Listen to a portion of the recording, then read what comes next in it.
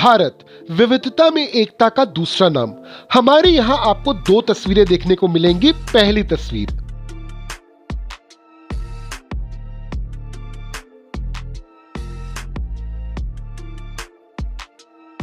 दूसरी तस्वीर,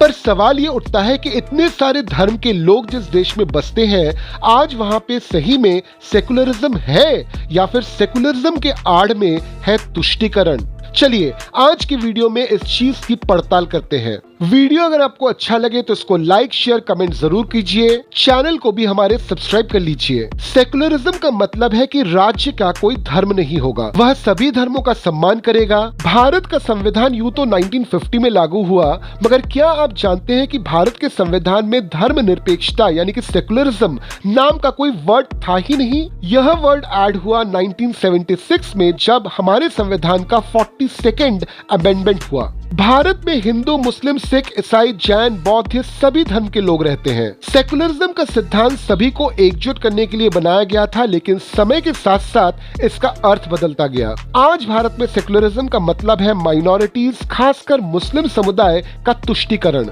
आइए कुछ उदाहरणों से इसको समझते हैं। 1985 शाहबानो केस, सुप्रीम कोर्ट के खिलाफ जाकर तब की कांग्रेस सरकार ने मुस्लिम महिला अधिनियम 1986 को पास करके सुप्रीम कोर्ट के फैसले को ही पलट दिया। बेसिकली मुस्लिम वोट बैंक को खुश करने के लिए ये कोशिश थी। वक्फ बोर्ड और मंदिरों का सरकारी नियंत्रण, हिंदू मंदिरों पर सरकार का नियंत्रण है और उनके आय का एक हिस्सा सरकार को जाता है, लेकिन वक्फ बोर्ड जो मुस्लिम संपत्ति को नियंत्रित करता है उसको स्वायत्तता दी गई है। हिंदुओं के पास ऐसी कोई समान व्यवस्था नहीं है। माइनॉरिटी स्कीम्स, 2006 में तत्कालीन प्रधानमंत्री मनमोहन सिंह ने कहा था कि विकास के संसाधनों पर अल्पसंख्यकों खासकर मुस्लिमों का पहला हक है। इस बयान को कई लोग तुष्टीकरण के रूप में देखते हैं। हिंदू मुस्लिम जनसंख्या वृद्धि दर, 1951 में हिंदू 84.1% और मुस्लिम 9.8% थे। 2011 में हिंदू घटकर 79.8% हो गए, जबकि मुस्लिम बढ़कर 14.2% हो गए। मुस्लिम जनसंख्या का वृद्धि दर है 24.3%, जबकि हिंदुओं का है 16.7%। कुछ लोग इसे भी तुष्टीकरण की नीतियों का नतीजा मानते हैं। तुष्टीकरण की नीतियों ने भारत के सामाजिक ताने बाने को कमजोर किया है। इससे समाज विभाजित हुआ है। कुछ विशेष समुदायों को इतनी ज्यादा सुविधा प्रोवाइड की गई है कि वे इसके इतने आदी हो चुके कि उन्होंने अपने सामाजिक और आर्थिक उत्थान पर ध्यान ही नहीं दिया।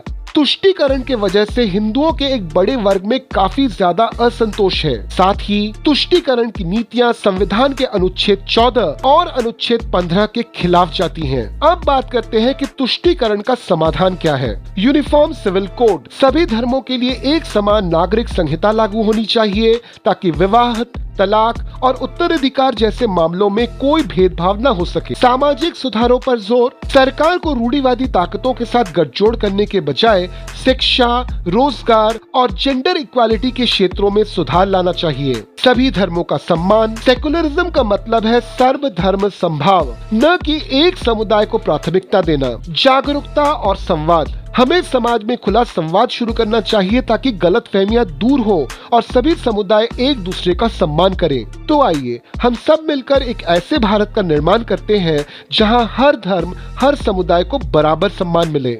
इस बारे में आप क्या सोचते हैं, हमको कमेंट में जरूर बताइए। वापस हम आपसे मिलेंगे एक नए स्टोरी के साथ एक नए वीडियो में। नमस्ते एंड जय हिंद।